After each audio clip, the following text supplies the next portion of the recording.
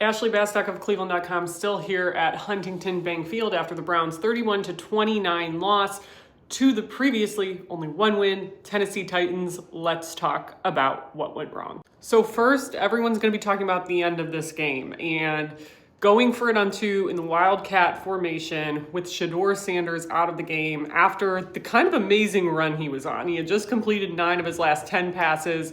He had led them to score 2 touchdowns after they were down 2 scores. But instead of having him on the field for the 2-point conversion, Quinshon Judkins, rookie running back, took a direct snap and the play just totally got botched. So I don't quite understand that decision. And look, I get it. The Browns play a lot of rookies. There's an argument to be made of rookies are going to get touches in a game like this one. They're going to be in tough position. And that's fair, but to me, it's still very different putting operationally a rookie quarterback who was playing really well at the time versus a rookie running back who now operationally is in charge of the play and all of these things. I'm not a big fan of trying to get cute in that situation. I wish they had just left Shedeur Sanders in and maybe there would have been a different result.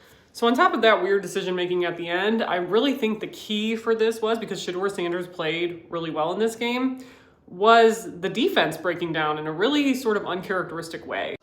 They gave up 184 rushing yards. That tied their worst mark for the season. They also gave up that much to Baltimore a few weeks ago.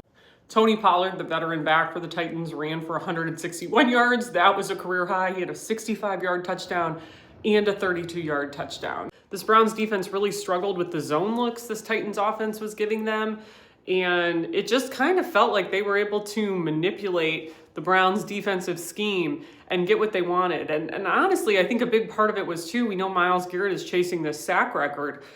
He largely, I thought, got taken out of the run game a bit today because he's playing so downhill, which he should be. And it also doesn't help that they don't have Malik Collins anymore. He suffered that season-ending quad injury a week ago. I'm not going to lie, this kind of loss is bad. Like, this and the Jets' loss are real bad. I don't think there's any other way to say it. And these were 2 wins that should have been theirs. It's the kind of game, and the Jets loss as well, that if changes happen at the end of the season, you're going to look back on in hindsight and be like, yeah, this is probably one of the reasons why.